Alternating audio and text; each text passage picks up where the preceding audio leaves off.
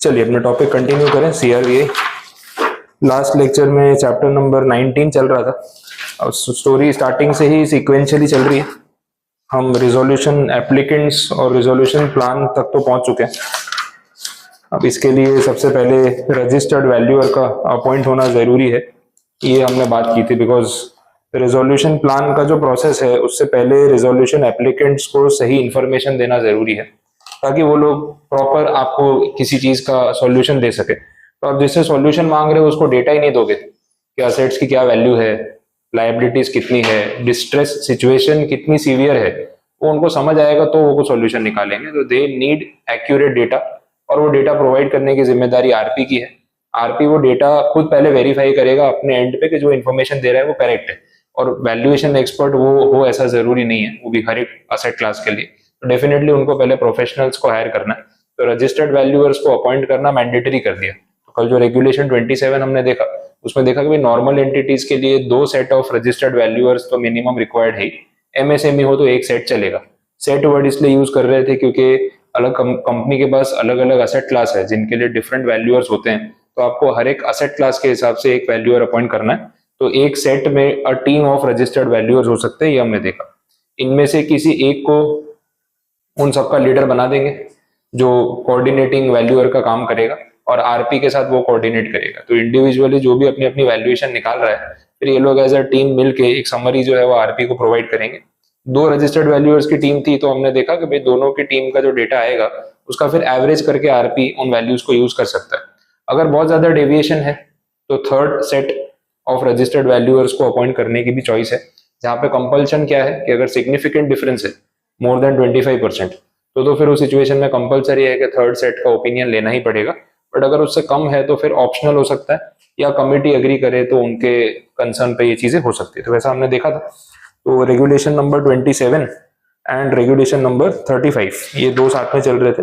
35 वाले में चीजें सब्सटीट्यूट हुई है, तो जो अपन पढ़ रहे हैं वो अमेंडेड है, और इसी ईयर का फेब का अमेंडमेंट है। तो हमने जो भी पढ़ा वो अमेंडमेंट के साथ ही है। मेनली बात इसमें यही बोली थी कि ये सारी डिटेल्स रिजोल्यूशन एप्लीकेंट्स, आरपी और कमिटी ऑफ क्रिएटर्स सबके पास जाती है, लेकिन कॉन्फिडेंशियलिटी मेंटेन करना सबकी इंडिविजुअल रिस्पॉन्सिबिलिटी है। ये इन्फॉर्मेशन कोई गलत हाथों में ना जाए, इसका मिसयूज ना हो बाद में। तो ये सब चीजों का आपको ध्यान रखना है। तो ये एक कॉमन स्टोरी यहाँ पे बोली थी। अब इसके बाद जो टॉपिक आ रहा है that is section number 29 capital A, one of the most important sections of IBC. अब इसको टिक करके रखना, ये बहुत इंपॉर्टेंट सेक्शन है। प्रैक्टिकली भी, एग्जाम पॉइंट ऑफ व्यू से भी, इन एवरी एस्पेक्ट आपको इस सेक्शन को बहुत अच्छे से और डिटेल में पढ़ना पड़ेगा। बिकॉज बहुत सारी चीजें ये क्लैरिफाई करता है कि भाई क्या अलाउड है, क्या नहीं है, क्या सही है, क्या गलत है, वैसी बात हो रही है। क्वेश्चन यहाँ पे ये है कि सेक्शन 29 एक इस बारे में बात कर रहा है, रिजोल्यूशन एप्लीकेंट कौन हो सकता है, कौन नहीं हो सकता है। तो इन जनरल ये थियरी है या थॉट प्रोसेस है कि सॉल्यूशन कोई भी लेके आ सकता है, आने दो, मोस्ट वेलकम। अगर कोई सॉल्यूशन लेके आ रहा है तो प्रॉब्लम क्या है। तो अगर कंपनी इस सिचुएशन में आ गई है कि सीआईआरपी प्रोसेस करना है और कुछ रिजोल्यूशन प्लान बनाना है कि कंपनी को बचाने के लिए अब क्या किया जाए, तो इसके लिए जितने भी ज्यादा प्रपोजल्स आएंगे उतने आइडियाज मिलेंगे, और उससे शायद कमिटी के लिए सबसे बेस्ट सॉल्यूशन निकलेगा, और उनका जो पैसा फंसा हुआ है उसकी मेजोरिटी रिकवरी या स्टेबिलिटी उनको मिलेगी। तो देर इज नो हार्म अगर मेजोरिटी हम लोगों को इन्वाइट करते हैं एज अ रिजोल्यूशन एप्लीकेंट। लेकिन इसमें ना कुछ लोग ऐसे होंगे जिनको पर्पसफुली इस चीज से बाहर रखना चाहिए, दूर रखना चाहिए। वो लोग जिनकी वजह से ये नौबत आई है। फ्रेंकली बात ये है, ठीक है, जो कंपनी का मैनेजमेंट है, जो कंपनी के प्रमोटर्स हैं, ऐसे लोग जो ऑलरेडी कंपनी के मैनेजमेंट में अभी तक इन्वॉल्व रहे, जिनके होने की वजह से आज कंपनी को ये दिन देखना पड़ रहा है कि अब कंपनी को बचाने के लिए रास्ते ढूंढने पड़ रहे हैं। अब जब रास्ते ढूंढने की बात हो रही है ना, तो यही लोग सॉल्यूशन लेके आ रहे हैं। अरे हम बताते हैं, अरे भाई तुम लोग मत ही बताओ, वो अच्छा है, तुम्हारी वजह से ये सब हुआ है। अब तुम लोग वापस रिजोल्यूशन प्लान लेके आ जाओगे तो तुम्हारी बात की क्या वैलिडिटी। एक तो उन पे भरोसा करने का कोई मतलब नहीं है, दूसरा क्या होगा अगर उनको अलाउ किया, वो लोग ना इस सिचुएशन का फायदा उठाएंगे। ठीक है, सिचुएशन का फायदा कैसे उठाएंगे, पहले कंपनी का मिसमैनेजमेंट कर करके इस हालत पे लेके आ गए कि कंपनी फंस गई।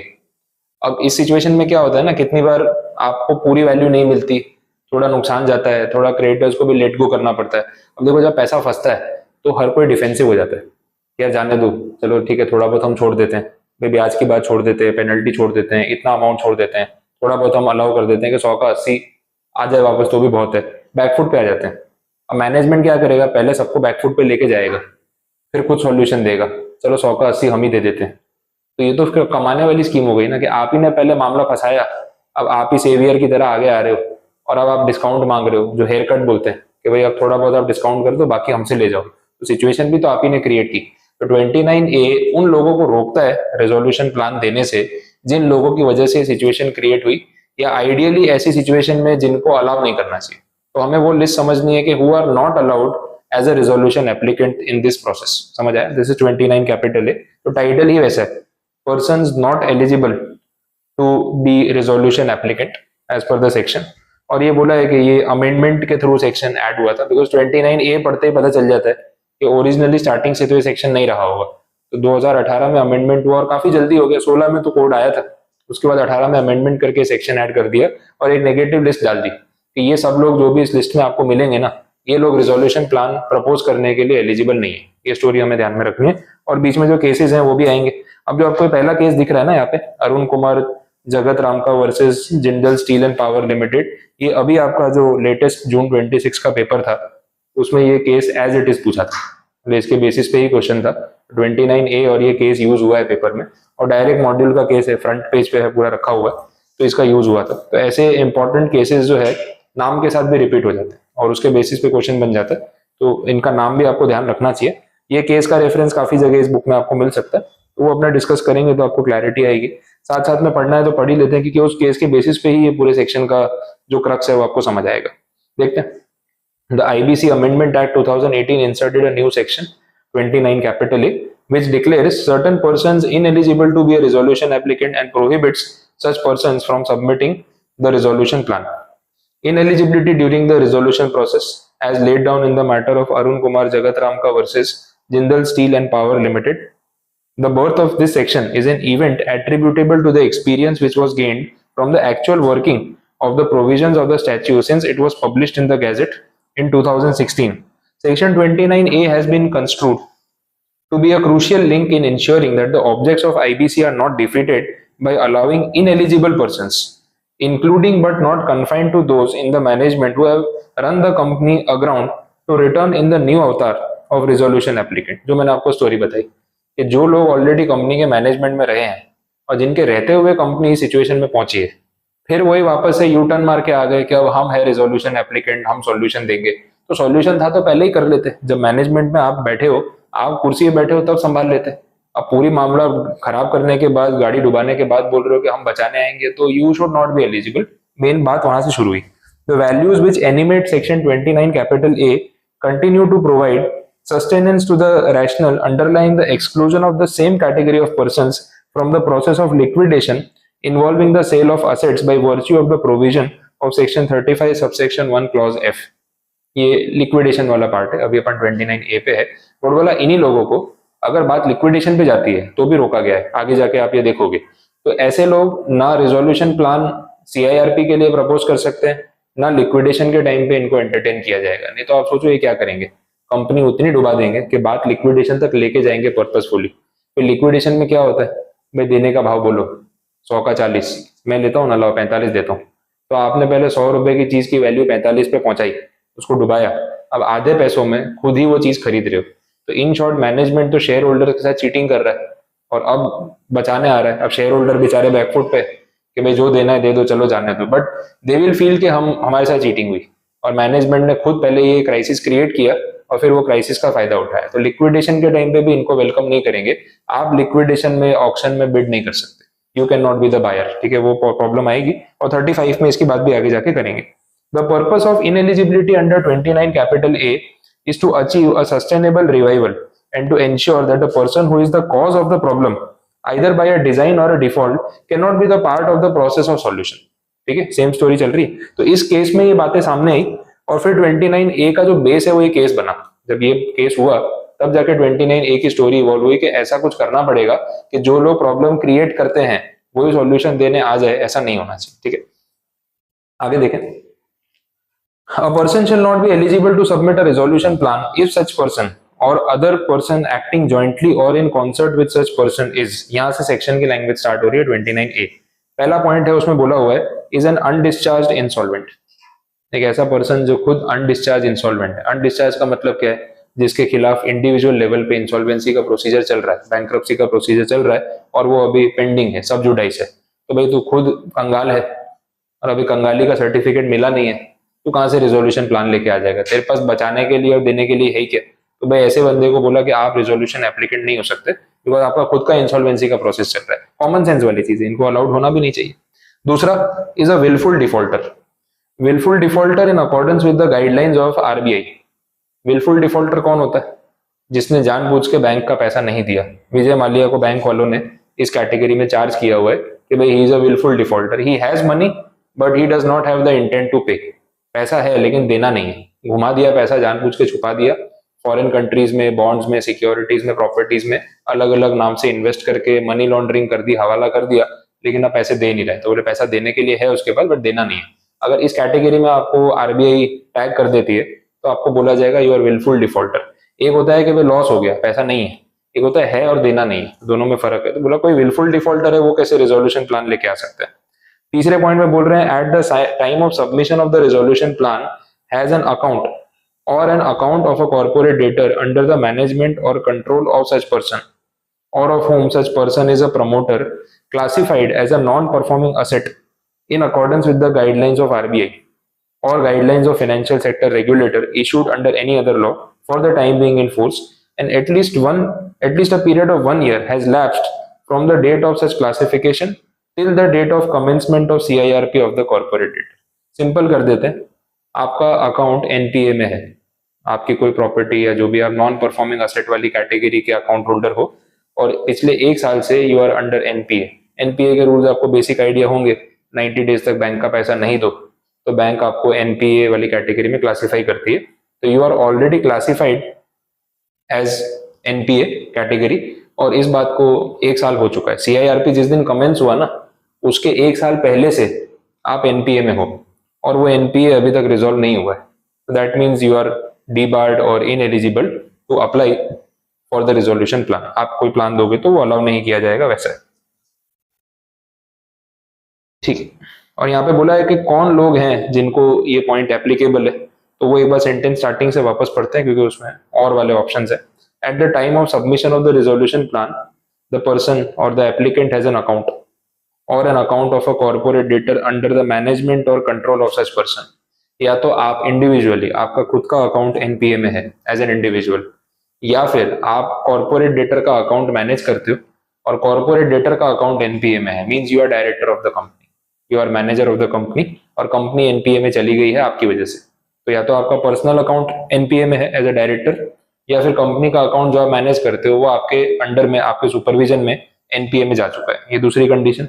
तीसरे पॉइंट में बोला है और of whom such person is a promoter, या फिर जिस कंपनी के आप प्रमोटर हो उस कंपनी का अकाउंट एनपीए में है। तो है ना, हर एंगल से कवर कर लिया। आपकी वजह से कुछ भी एनपीए हुआ है ना, आप बाहर जाओ। आप इंडिविजुअल हो, आपने पर्सनल नाम पे लोन्स लिए हैं, एनपीए में है, भैया बाहर जाओ। आप किसी कंपनी को मैनेज करते हो, अपना कॉर्पोरेट डेटा जिसका ये मैटर है, आप कंपनी के मैनेजमेंट में हो, डायरेक्टर हो या मैनेजर हो, और कंपनी की कोई एसेट या कंपनी का कोई लोन एनपीए में चला गया है तो भी आप बाहर जाओ। आप किसी कंपनी के प्रमोटर हो और उस कंपनी का अकाउंट एनपीए में जा चुका है तो फिर आप ये नहीं बोल सकते भाई मैं पर्सनल लेवल पे थोड़ी ना एनपीए हूँ। नहीं, आपकी कंपनी जिसके आप प्रमोटर हो, मालिक हो, अगर वो एनपीए में है तो इसमें आपकी कोई जिम्मेदारी नहीं है क्या? तो ये सब आपकी वजह से भी तो हुआ होगा, तो आपको भी बोला कभी बाहर रहना पड़ेगा। तो individual capacity as a director of the corporate debtor, as a promoter of any entity which is in NPA, you are debarred. 3 specific points हैं यहाँ पे, तो इस पे थोड़ा सा आपको ध्यान देना पड़ेगा। तो सर ये लोग जो है और सबके सब ऐसा देखा जाए तो क्रेडिटर्स भी कवर, क्रेडिटर में अगर डायरेक्टर रहा तो कैसे क्रेडिटर में कैसे कवर हुआ? तो वही प्रपोज करते हैं ना, क्रेडिटर्स ही प्रपोज करते हैं। पर ये क्रेडिटर में कैसे हुआ डायरेक्टर? कहाँ का कहाँ मिक्स कर रहे हो? शायद उसने लोन दिया हो। शायद वाली बात नहीं, यहाँ जो लिखा है उसके हिसाब से हो रहा है क्या? हाँ मतलब डायरेक्टर भी, क्रेडिटर भी हो और डायरेक्टर। पर क्यों ऐसा मिक्स कर रहे हो तुम? अभी उस सिचुएशन में है क्या वो बताओ। नहीं बट ये रेजोल्यूशन प्लान तो क्रेडिटर ही देते हैं ना। नहीं ना भाई, रिजोल्यूशन प्लान क्रेडिटर अप्रूव करते हैं, देने वाला तो कोई भी हो सकता है। मैं बात ही शुरू वहां से की कि पूरे दुनिया को सबको इन्विटेशन है, भाई आ जाओ, आपके पास सॉल्यूशन है तो लेके आ जाओ। क्रेडिटर तो हाँ या ना बोलेंगे ना कि हमें अप्रूव करना है कि नहीं करना है। ऑफर तो कोई भी लेके आ सकता है। अब सवाल ये है कि ऑफर कौन नहीं लेके आ सकता है? तो जो खुद एनपीए में बैठा है, जिसकी वजह से अपना कॉर्पोरेट डेटर एनपीए में है, जिसकी कंपनी खुद एनपीए में, जिसका वो प्रमोटर है, उसको कैसे अलाउ करे? तो यहाँ 3 स्पेसिफिक नाम है और वो क्या है, फ्लो में रीडिंग में निकल जाते हैं, इसलिए मैं आपको वापस पढ़वा रहा हूँ कि जिसका खुद का अकाउंट एनपीए में है पहली पार्टी, जो कॉर्पोरेट डेटर का अकाउंट मैनेज कर रहा है और कॉर्पोरेट डेटर को एनपीए तक लेके आए, वो दूसरी पार्टी, मतलब डायरेक्टर मैनेजर। तीसरा, आप किसी एंटिटी के प्रमोटर हो जो एंटिटी एनपीए में है, तो आप इंडिविजुअल लेवल पे भी डी बार हो गए। समझ आ रहा है? तो किसी ने क्या किया भाई, खुद के नाम पे लोन नहीं लिया, कंपनी बनाई प्राइवेट लिमिटेड, कंपनी के नाम से लोन लिया, अब कंपनी एनपीए में है, तो प्रमोटर भी तो फंसेगा ना। ऐसे प्रमोटर को भी यहाँ पे डी बार किया। तो 3 पार्टीज की बात यहाँ पे हो रही है वैसे। चलिए, और 1 साल हो चुका है एनपीए में, आप अभी भी 1 साल से एनपीए में ही हो तो प्रॉब्लम है। It is provided that the person shall be eligible to submit a resolution plan if such person makes payment of all overdue amounts with interest thereon and charges relating to the NPA accounts before submission of resolution plan।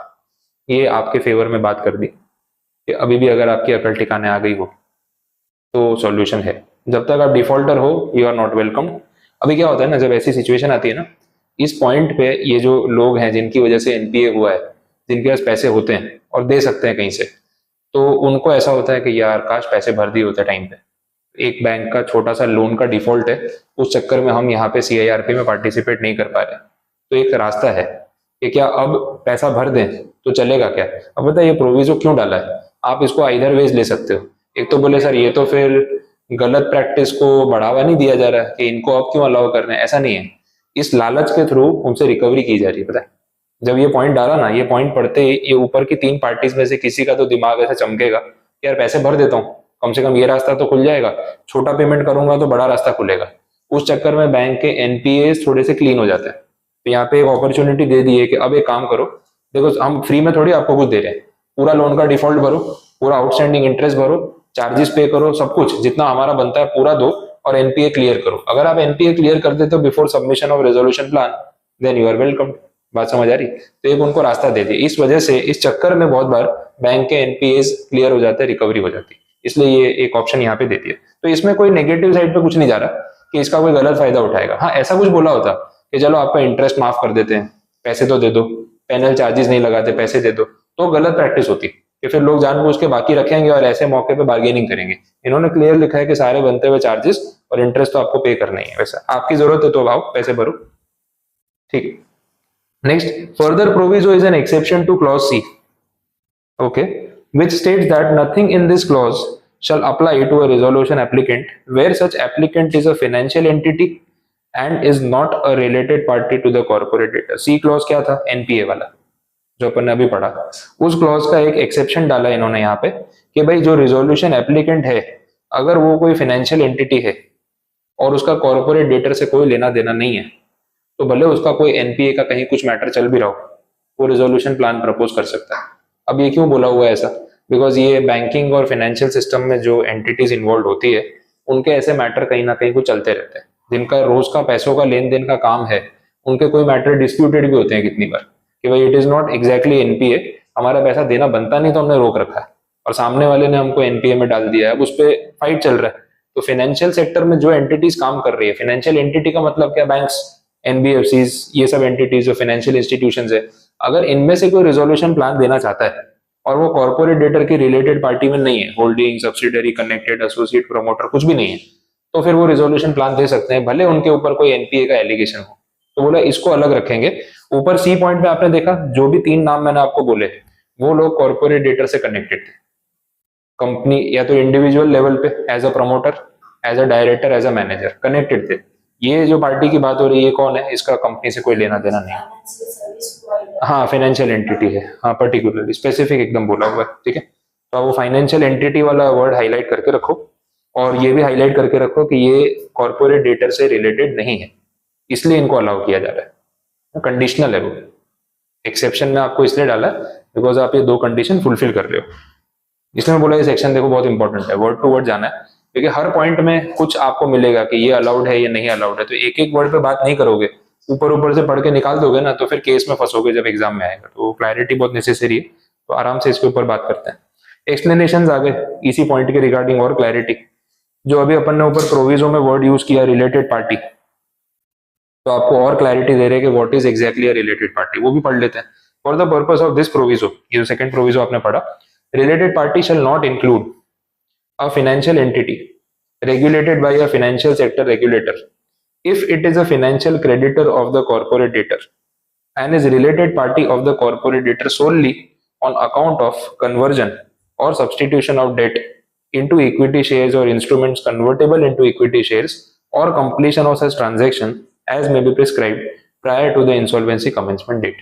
आप चाहो तो इसको वापस पढ़ के try कर सकते हो समझाने की क्या बोलना चाह रहे हैं, ऐसी बात हुई है पहले। देखो बहुत अच्छा पॉइंट है।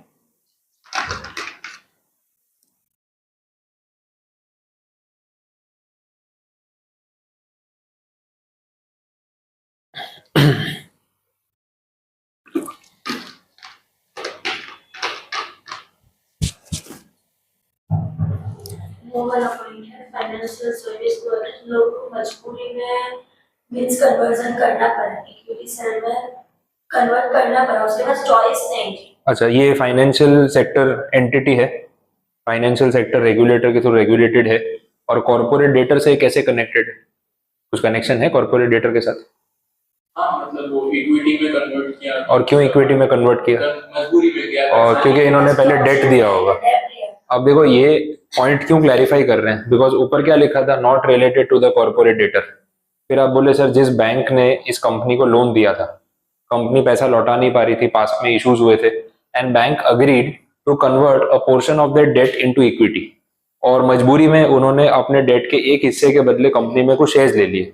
अब आज जब रिजोल्यूशन प्लान प्रपोज करने की बात आ रही है तो इनको बाहर निकाल दिया, बोले नहीं तुम तो रिलेटेड पार्टी हो। बोले क्यों रिलेटेड पार्टी? बोले तुम्हारे पास तो कंपनी के शेयर है। अरे भाई वो शेयर तो मजबूरी में लेने पड़े, कंपनी के पास पैसा नहीं था, हाथ जोड़ रहे थे, हमने बोला चलो कोई बात नहीं, थोड़ा डेट इक्विटी में कन्वर्ट कर देते, रिस्ट्रक्चर कर लेते तो एटलीस्ट आपको सपोर्ट हो जाएगा।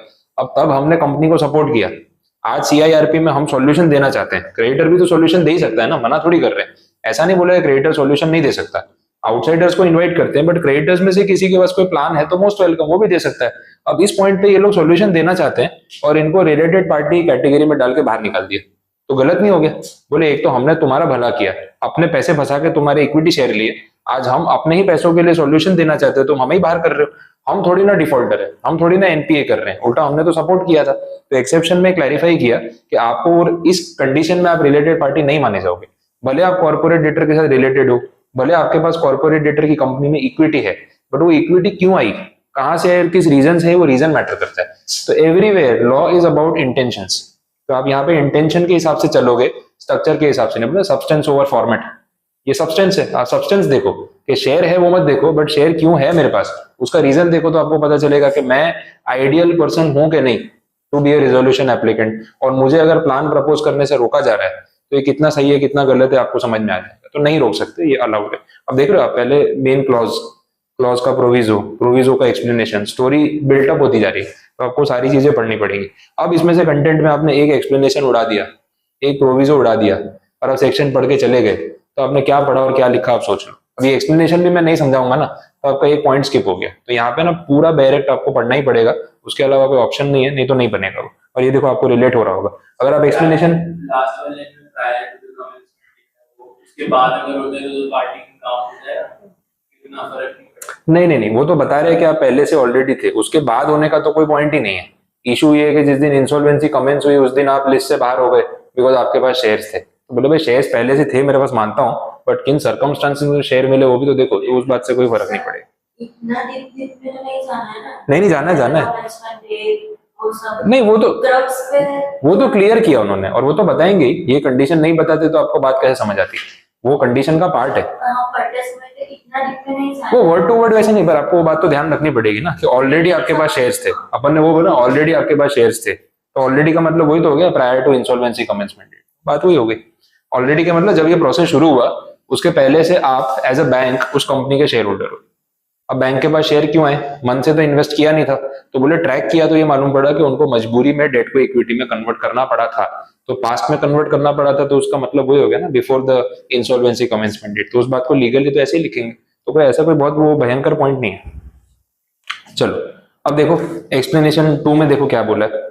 For the purpose of this clause where a resolution applicant has an account or an account of a corporate debtor under his management और control, or of whom such person is a promoter classified as non-performing asset and such account was acquired pursuant to a prior resolution plan approved under the code, then the provisions of this clause shall not apply to such resolution applicant for a period of 3 years from the date of approval of such resolution plan by the adjudicating authority under this code.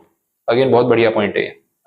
अब देखो जो ऊपर आपने पढ़ा ना सी clause में जो 3 लोगों को रिस्ट्रिक्शन में डाला था, जो खुद एनपीए में है, जिसकी वजह से कॉर्पोरेट डेटर एनपीए में है, और या तो वो मैनेजमेंट में है या तो प्रमोटर है, ठीक है, 3 पार्टीज को अपन ने ब्लॉक किया था। एक्सप्लेनेशन 2 ऐसा बोल रहा है कि आप आज इस कॉर्पोरेट डेटर के साथ इस पोस्ट पे जुड़े हुए हो, आप इस कॉर्पोरेट डेटर के मैनेजमेंट में हो, जो कॉर्पोरेट डेटर आज एनपीए में है, बट आपकी वजह से एनपीए में नहीं है। ये कॉर्पोरेट डेटर पास्ट में पहले भी रेजोल्यूशन प्लान में गया था, सीआईआरपी में गया था, और आपके पहले जो लोग बैठे थे ना, उन्होंने ये कंडीशन क्रिएट की थी। मतलब आपको ना एक टूटी फूटी कंपनी मिली थी जिसकी तोड़फोड़ आपने नहीं की थी, जिसको एनपीए में कोई और लेके गया था प्रीवियस मैनेजमेंट, और आपको मैनेजमेंट मिला था और आपको जिम्मेदारी दी गई थी इसको ठीक करने की। समझ आ रहा है? तो आप प्रॉब्लम की जड़ नहीं हो। बट आज ऐसा है कि जो कंपनी इस सिचुएशन में है आप उससे जुड़े हुए हो, तो फिर आप तो रिलेटेड पार्टी हो गए, आप तो एनपीए वाली कंपनी के मैनेजर हो गए। तो क्या आप क्लॉज सी में रिस्ट्रिक्टेड हो गए या आपको अलाउ किया जाएगा to give a resolution proposal? ये स्टोरी है यहाँ पे। अब because you were not the reason, आपको अलाउ किया जाना चाहिए। If you were the reason you should be debarred. तो एक्सप्लेनेशन 2 में यही बोला गया है कि ये जो 3 पोस्ट है ऊपर, एनपीए वाली जो सिचुएशन है, उस एनपीए वाली सिचुएशन में आप हो, बट वो सिचुएशन आपने क्रिएट नहीं की है। आपको रेजोल्यूशन प्लान में इस जगह पे भेजा गया है कि भाई देखो ये कंपनी नुकसान में है, इसको आपको ठीक करना है। तो आप तो खुद ठीक करने आए हो, और बिगाड़ा तो किसी और ने था, बट पोस्ट पे आते ही आप डिस्क्वालीफाई हो गए। तो बोले यार मैं बेवकूफ हूं, मैं क्यों जिम्मेदारी ले रहा हूँ, मेरे को नहीं आना। भाई ऐसी टूटी फूटी कंपनी में जाऊंगा तो मेरा ट्रैक रिकॉर्ड खराब हो जाएगा कि मैं एनपीए वाला अकाउंट मैनेज कर रहा हूँ, बट एनपीए मैंने नहीं किया, जिसने किया था उसको निकाला है, चीजें सुधारने के लिए मुझे बुलाया है, तो मैं कैसे डिफॉल्टर हो गया? तो मुझे कहा आपने क्लॉज सी में डाल दिया। तो बोला भाई मैं तो एलिजिबल रहूंगा ना, मुझे अगर रेजोल्यूशन प्लान देना है तो I should be allowed, because ये प्रॉब्लम मैंने क्रिएट नहीं की है, उल्टा मैं तो बचाने आया हूँ। बात क्लियर हो रही? अब एक्सप्लेनेशन 2 देखो वापस पढ़ते हैं, और जो मैं बोल रहा हूँ उस कंटेक्स्ट में इसको समझना, आपको रिलेट हो रहा है। For the purpose of this clause where a resolution applicant has an account or an account of the CD under the management or control of such person, or of whom such a person is a promoter, classified as NPA, and such account was acquired pursuant to a prior resolution plan approved under this code. पहले भी कोई resolution plan approve हुआ था, उस वजह से उसने ये पोस्ट acquire की है। He was not the creator of this situation, ठीक है? Then the provisions of this clause shall not apply to such resolution applicant for a period of 3 years from the date of approval such resolution plan by the NCLT under this code। मतलब जिस दिन उसको ये post मिली थी उसके बाद अगले 3 साल तक उसको इनएलिजिबल डिक्लेयर नहीं कर सकते आप। देखो किसी को ऐसी डिस्ट्रेस्ड कंपनी का मैनेजमेंट आपने दिया है तो रातों रात आते ही सब कुछ ठीक कर देगा क्या, या कुछ समय लगेगा?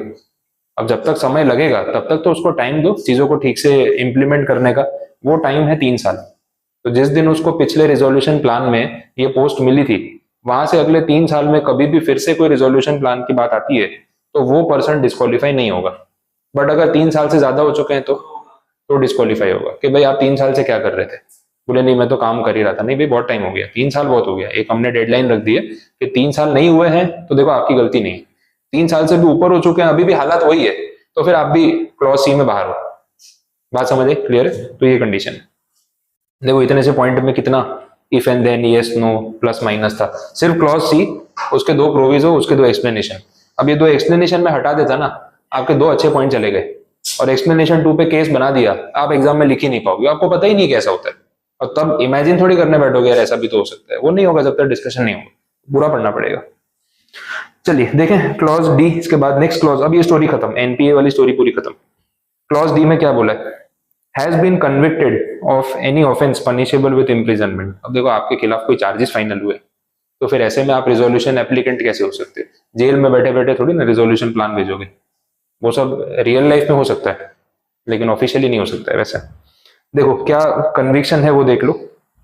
फॉर 2 years और more under any act specified under the 12th schedule. 12th schedule की अगर मैं बात करूं तो मैं आपको स्टार्टिंग में बताया था कि अपने कोड में 5 पार्ट्स हैं, है ना? और वो 5 पार्ट्स में जो 5वां पार्ट था ना, उसके अंदर कुछ 12, 13, 14 शेड्यूल्स हैं। उसमें से ये 12th शेड्यूल में एक्ट की लिस्ट है कि इन एक्ट में अगर आपको कोई सजा हुई है और 2 साल या उससे ज्यादा की सजा हुई है उन एक्ट्स में से, तो फिर आप यहाँ पे डिस्क्वालीफाई। अब वो लिस्ट देखनी तो शेड्यूल 12 पे जाके अपने को देखना पड़ेगा। हाँ, एक्ट्स होंगे उसके अंदर, सेबी एक्ट हो सकता है, आपका स्क्रा एक्ट हो सकता है, फेमा एक्ट हो सकता है, ऐसे एक्ट्स की लिस्ट होगी जो 12 शेड्यूल में मिलेगी। उनमें से किसी भी एक्ट में अगर 2 साल या उससे ज्यादा की आपको सजा हुई है तो इस क्लॉज में आप डिस्क्वालीफाई। ये स्टोरी तो अभी अपने वो लिस्ट नहीं बात कर रहे, सिर्फ मैं आपको शेड्यूल का रेफरेंस दे रहा हूँ। दूसरा पॉइंट बोला है 7 years और more under any law for the time being in force. अब इसमें कोई शेड्यूल का लिस्ट नहीं है, under any law for the time being in force. 7 साल की सजा बहुत होती है, छोटे मोटे केस में 7 साल की सजा होती है, बड़ा कुछ काम किया होगा तभी इतनी सजा हुई है। अब ऐसे क्रिमिनल को थोड़ी ना हम रेजोल्यूशन एप्लीकेंट के तौर पे इनवाइट करेंगे, सीधी बात है। Provided that this clause shall not apply to a person after the expiry of a period of 2 years from the date of his release from imprisonment. नहीं, पर लंबा टाइम हो गया ना, 7 साल की तो कम से कम जेल हुई है, 7 + 2 उसके बाद 2, और 7 और मोर मान लो अगर 10 साल की जेल हुई है तो 10 + 2, तो उसके बाहर आने के बाद भी थोड़ा उसको सुधरने के लिए और 2 साल दो। एकदम भरोसा मत कर लो, क्या पता वापस कोई कांड कर दे फिर से जाना पड़े। तो बोले नहीं, हाँ इसीलिए, हाँ तो बोला नहीं, अभी 2 साल देखते हैं पहले इसका बिहेवियर, उसके बाद सोचेंगे। हाँ, वो कंपाउंडिंग, अब देखो क्या ऑफेंस किया है, कौन सा एक्ट है, उसमें कंपाउंडिंग अलाउड है नहीं है, वो सब पहले अपने वकील से बात करके ये सब कांड करने चाहिए आपको, तो बार बार जेल जाते रहोगे। ठीक है। Provided further that this clause shall not apply in relation to a connected person referred to in clause 3 of explanation 1। अब एक्सप्लेनेशन 1 में क्लॉज 3 में कुछ स्पेसिफिक था, उसमें तो अपन ने एक ही पॉइंट पढ़ा। देखता हूं मैं क्या कंटेक्स्ट में है, चेक करते हैं। अभी जाने दो, प्रोविजो ही है, लास्ट में देखते हैं। क्लॉज ई पे आ जाओ। Is disqualified to act as a director under the companies act 2013। ये बात आपको पता है, disqualified to act as a director under 2013। ये अपना 164 सेक्शन याद है, disqualification of a director, subsection 1 subsection 2।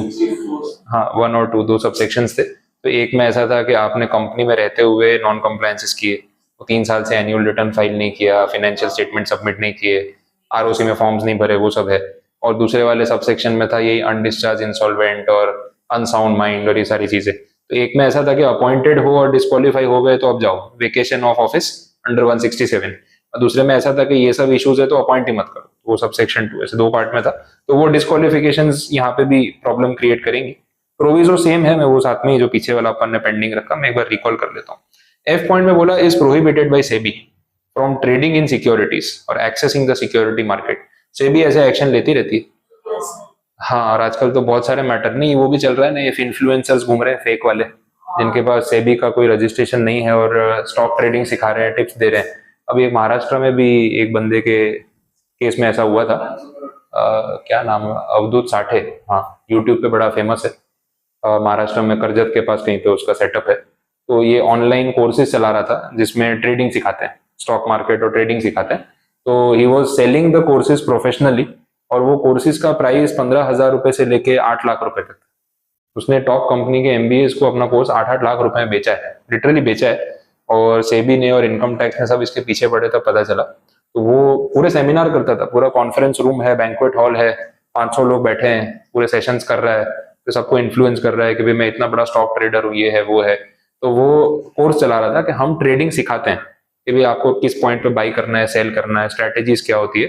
और बोले हम कोई स्टॉक टिप नहीं देते, बट जो कोर्सेज में वो कर रहा था अल्टीमेटली वो स्टॉक टिप ही दे रहा था, क्योंकि सब लोग यही करते हैं। तो वो धीरे धीरे बात बाहर आई, तो पता चला सेबी को भी कि ये स्टॉक ट्रेडिंग के नाम पे स्टॉक टिप्स दे रहा है, और ये सेबी रजिस्टर्ड जो है नहीं है। क्योंकि अभी ऐसा है कि आपको स्टॉक टिप्स देनी हो तो आपके पास सेबी का स्पेसिफिक रजिस्ट्रेशन होना चाहिए, और रिसर्च एनालिस्ट आरए और वो रजिस्ट्रेशन होता है, या आप इसके लिए टिप दे सको उसके बाद ही। और आपको अपना वो जो रजिस्ट्रेशन नंबर है वो मेंशन करना पड़ता है आपके टेलीग्राम पे, व्हाट्सएप पे, यूट्यूब चैनल पे कि हम सेबी रजिस्टर्ड है, हमारा रजिस्ट्रेशन नंबर है, और इसलिए हम सजेस्ट कर सकते हैं कि भाई इन्वेस्टमेंट एडवाइजर आईए और आरए का रजिस्ट्रेशन होता है वैसा, उसके बिना नहीं। वो ऐसे ही कर रहा था। अब रेट वेट की सब पता चला, उसकी बैलेंस शीट निकाली और सेबी ने उसके ऊपर फाइन लगाया 600 करोड़। 600 करोड़ पे करने के लिए बोला, क्योंकि उतना उसने कोर्सेज से कमाया है। तो उसकी पूरी बैलेंस शीट निकाली ना, तो पता चला कि किसी को 15,000 में कोर्स बेचा, किसी को 25 में, किसी को 40 में, किसी को 50 में, लाख, 2 लाख, 8 लाख तक हाईएस्ट एक बंदे से उसने चार्ज किया था, ये मालूम पड़ा। और 650 करोड़ के आसपास उसने ऑलरेडी कमाया था। तो सेबी ने पूरी पेनल्टी लगा दी कि भाई जितना पैसा तुमने कमाया है वो सारा पे ऑफ करो।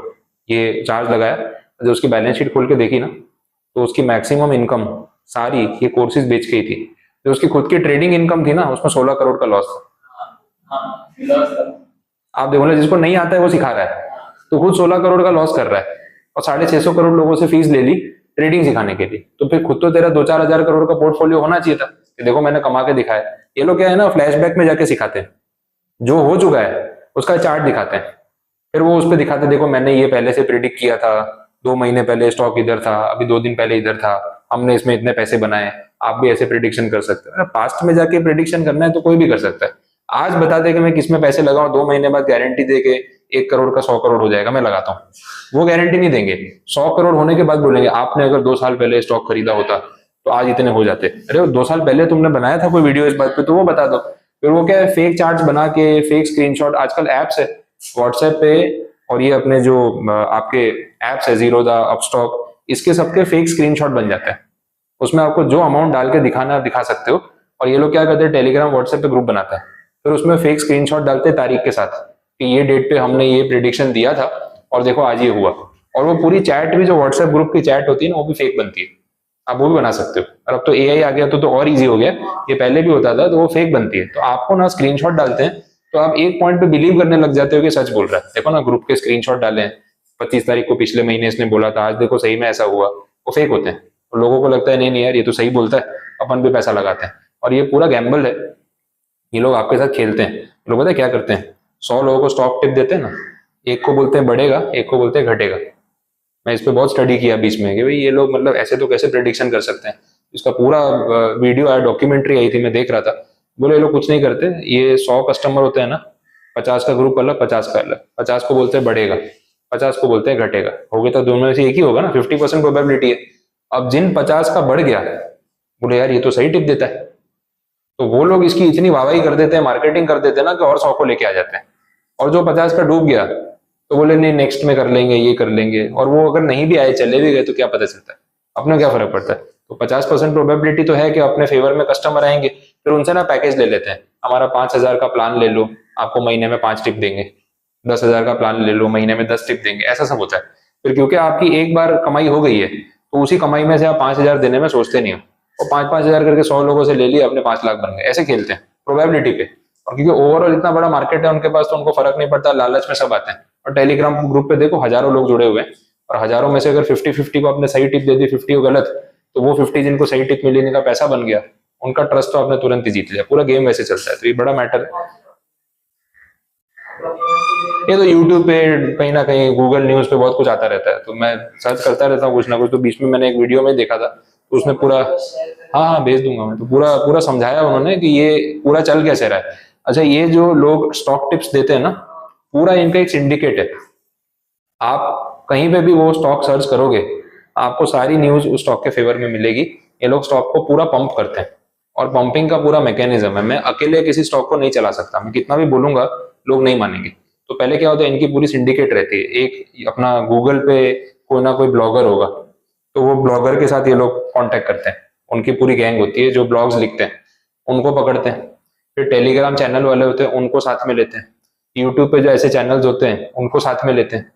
इन सबको एक साथ इकट्ठा करते हैं, फिर ये सब लोग बैठ के ना न्यूज बनाते हैं कि देख भाई अपने को ना अभी HDFC के स्टॉक को चढ़ाना है, तो आर्टिकल लिख, तो टेलीग्राम पे पोस्ट डाल, तो स्क्रीनशॉट बना, तो यूट्यूब वीडियो बना, तो इंस्टाग्राम पे तेरा पेज है ना उस पर पोस्ट डाल।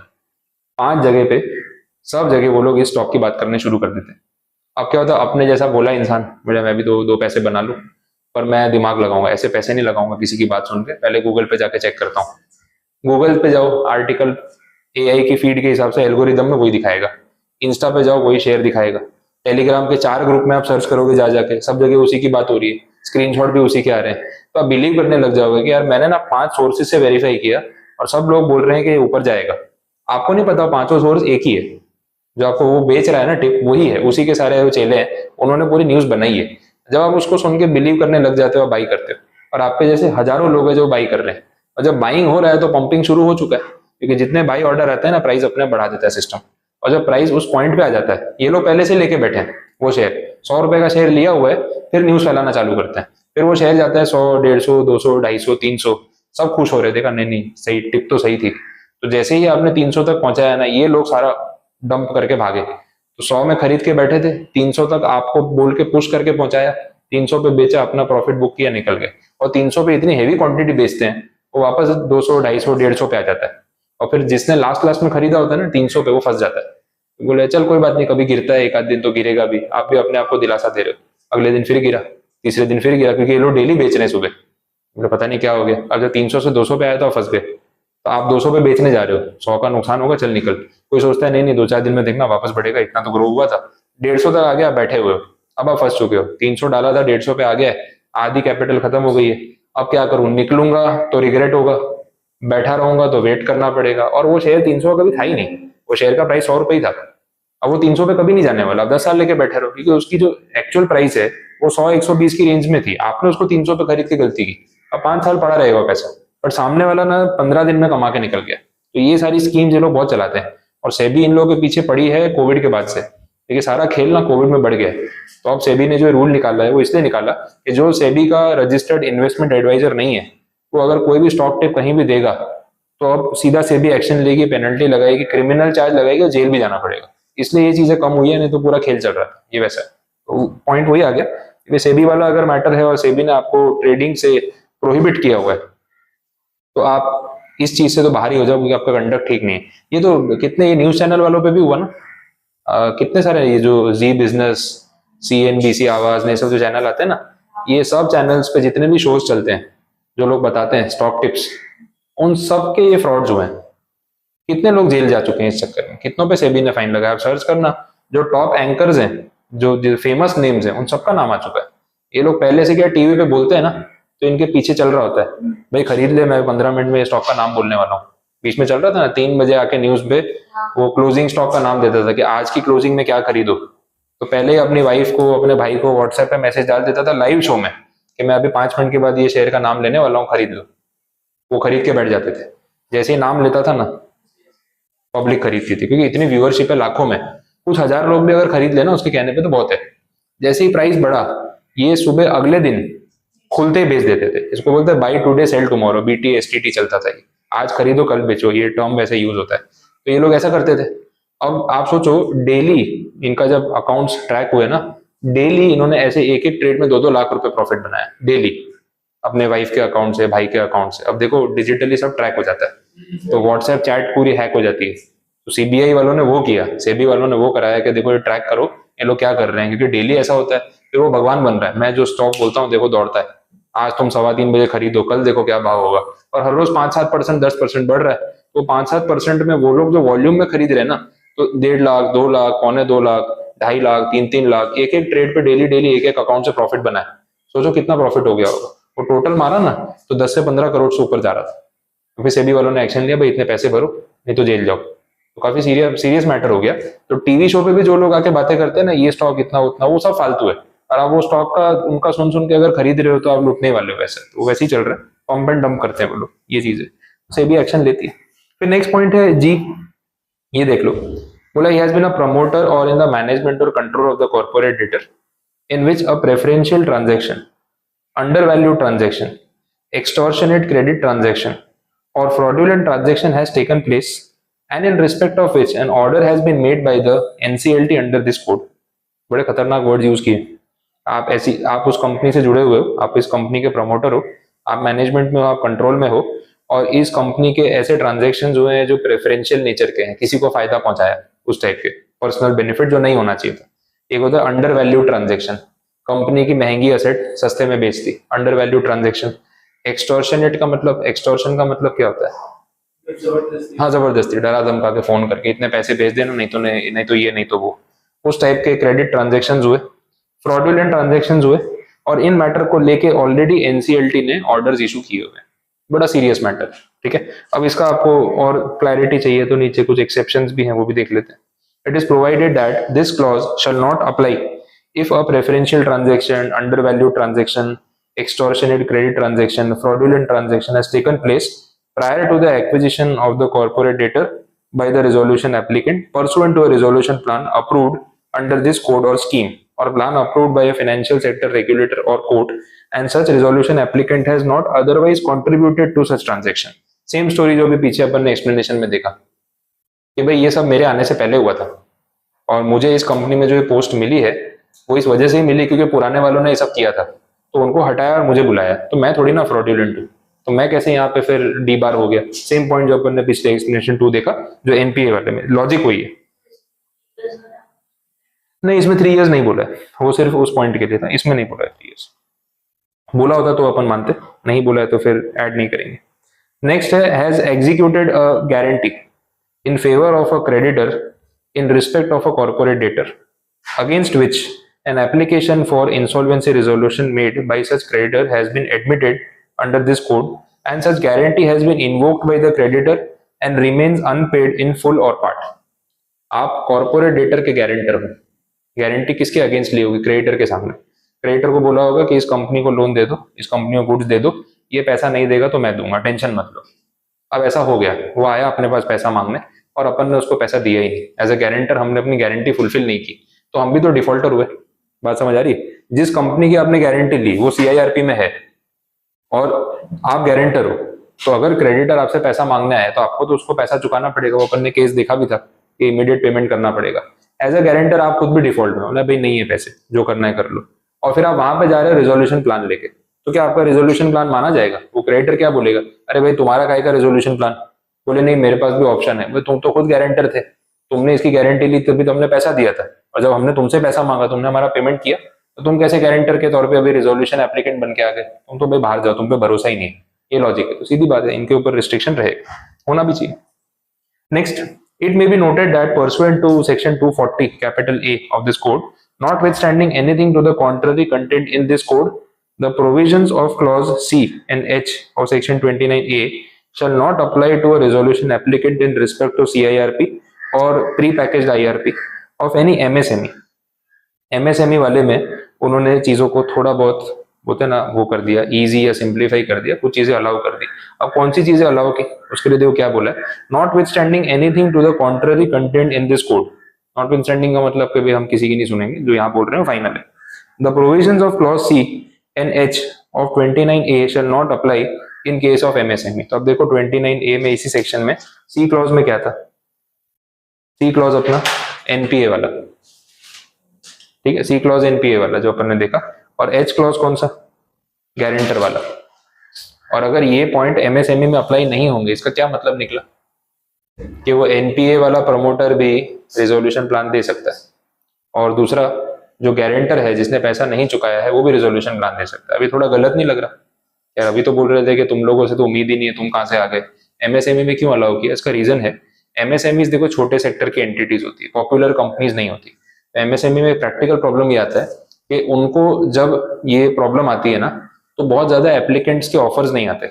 मतलब बाहर से अगर आप रिजोल्यूशन एप्लीकेंट ढूंढने जाओ तो बायर ही नहीं मिलते, because they are not famous. Simple सी बात है, इनको कोई जानता नहीं है, तो कोई बिड नहीं करता, कोई पैसे नहीं लगाता। बड़ी कंपनीज में जब इशू होता है ना, तो बड़े बिडर्स तुरंत आते हैं कि हम पैसा देते हैं, उसमें अदानी आएगा, गोदरेज आएगा, बड़ी कंपनीज आएंगी, ICICI बैंक आएगी, रिलायंस आएगा, लेकिन छोटे MSME में कोई नहीं आता। तो बहुत बार मजबूरी में इन लोगों को अलाउ करना पड़ता है जिन पे हमें पूरा भरोसा नहीं है कि चलो ठीक है तुम आ जाओ भाई, कोई नहीं आ रहा तुम ही आ जाओ, कुछ तो रास्ता निकलेगा। तो because of that practical situation इनको एक्सेप्शन में रख के अलाउ किया कि भाई और कोई चारा नहीं है, क्योंकि अगर हम इनको डीबार कर देंगे तो और रिजोल्यूशन एप्लीकेंट्स कम हो जाएंगे और ऑफर्स के चांसेस और मिनिमाइज हो जाएंगे। तो एक बार के लिए इनको अलाउ कर दो। ऊपर क्या था, बाकी कंपनीज में इनको शक के घेरे में रखा जा रहा था कि तुम तो यार डिफॉल्टर कंपनी के डायरेक्टर हो, तुम्हारी बात का क्या भरोसा, तुम्हारी वजह से हुआ है।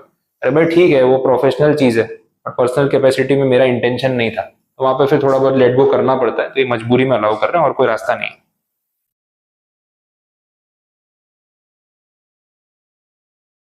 ठीक है, नीचे केस में वही बात हुई है।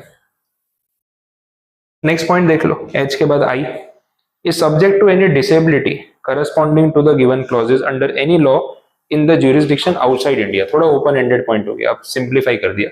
इन्होंने ऐसा बोला कि आपको यहाँ पे इसलिए डिसअलाउ कर रहे हैं क्योंकि इंडिया के बाहर के किसी ज्यूरिसडिक्शन में किसी और कानून के हिसाब से आपके ऊपर रिस्ट्रिक्शंस है इंडिया के बाहर, ठीक है। तो किसी और आउटसाइडर कोर्ट ने आप पे बैन लगाया हुआ है, यूके के कोर्ट ने आप पे बैन लगाया, क्योंकि यूके के साथ आपके कोई ट्रांजेक्शन होंगे, तो वहां के कोर्ट ने बैन लगाया है कि आप किसी और देश में किसी और कंपनी में रिजोल्यूशन एप्लीकेंट बन के मत जाना, क्योंकि हमारे देश में आपके पैसे बाकी है। तो फिर हम नहीं चाहते कि आप दूसरे कंट्री में कहीं पैसा लगाओ, हमारे पहले पैसे दो। तो ऐसा रिस्ट्रिक्शन है तो फिर अपने कुछ नहीं कर सकते। Has a connected person not eligible under the given clauses, ये जो ऊपर अपन ने जितने क्लॉज पढ़े ना उसमें ऐसा कोई है जो डिसक्वालिफाइड है और आप उससे कनेक्टेड, वो रिश्तेदारी है, तो फिर कैसे अलाउ कर सकते हैं? नहीं तो इन लिस्ट में जो लोग आ रहे हैं वो अपने नहीं तो अपने रिलेटिव के थ्रू रिजोल्यूशन प्लान सबमिट करा देंगे, चल मेरे नाम से मैं नहीं कर सकता, मेरा भाई है ना तू कर दे, नहीं चलेगा, कनेक्टेड पर्सन वाले में भी प्रॉब्लम आएगा। तो ये तो लिखना बनता ही था, ये इम्प्लाइड सी बात है। सर एक बार वो एक्सेप्शन वापस से कौन सा ये नंबर 184 पे एक्सेप्शन एक्सेप्शन? एग्जैक्टली सेम है जो अपन ने पीछे लॉजिक देखा कि भाई आपके रहते हुए आपकी वजह से ये सब ट्रांजेक्शन हुए थे तो आप डिस्क्वालिफाइड हो, लेकिन ट्रांजेक्शन पिछले वाले ने किए थे, आपने नहीं किए थे, तो एग्जैक्ट जो अपन ने इसमें नहीं दिया टाइम लिमिट तो अपन नहीं कंसिडर करेंगे, चलेगा फिर। हाँ हाँ, क्योंकि देखो वो कैसा है ना, दोनों चीजों में फर्क है। पीछे एनपीए था, एनपीए जिसने किया उसको हटा के आपको बुलाया था, तो you were required to repair the things, NPA से बाहर निकालना, तो उसकी एक डेडलाइन होनी चाहिए। पर कोई फ्रॉड करके चला गया, अब जो फ्रॉड हो गया मैं उसे बाहर कैसे निकालूं? दोनों बातों में फर्क है ना। एनपीए में तो ऐसा है कि आप चीजों को ठीक करो, बैंक का पैसा लौटाने का अरेंजमेंट करो, पर किसी ने फ्रॉड किया, कोई पैसा चोरी करके भाग गया, अब मैं उसको ठीक कैसे करूं? उसकी डेडलाइन कैसे हो सकती है कि जो फ्रॉड पास्ट में हो चुका है अब अगले 3 साल में आप उसको ठीक कर दो? कैसे? फ्रॉड हो गया, वो करके भाग गया, उसको हटा दिया, अब आगे ये फ्रॉड नहीं हो ये मेरी जिम्मेदारी, बट जो हो चुका है उसका मैं कुछ कर ही नहीं सकता, तो टेक्निकली इसमें टाइम लिमिट का कोई लॉजिक नहीं बनता, इसलिए रखी भी नहीं। चलिए, तो अब ये जो लास्ट पॉइंट था ना कनेक्टेड पर्सन, यहाँ से अपने स्टोरी बाकी रखते हैं, रीजन बीइंग कि इसका एक्सप्लेनेशन है कनेक्टेड पर्सन एग्जैक्टली क्या है वो भी यहाँ पे बोला हुआ है। तो ये पेज 185 पे एक्सप्लेनेशन है, एक्सप्लेनेशन नंबर 1 है और 2 है। वो एक्सप्लेनेशन 5 जो मैंने काटा हुआ है ना वो एक्चुअली प्रिंटिंग मिस्टेक थी, मॉड्यूल में उन्होंने एक्सप्लेनेशन 5 का टाइटल देके ये पॉइंट रख दिया था, बट डायरेक्ट में एक्सप्लेनेशन नंबर 1 है, मैंने करेक्शन किया और कुछ नहीं है, तो 5 को आप इग्नोर करना। इतना रखते हैं, फिर भी आपका दूसरा बैच लेट हो जाएगा, तो मैं ये वाला पार्ट कल एंड कराता हूँ। ये जल्दबाजी में नहीं खत्म करना, आराम से टाइम लेंगे और केसेस भी साथ में देख लेंगे, तो कल कंप्लीट होगा।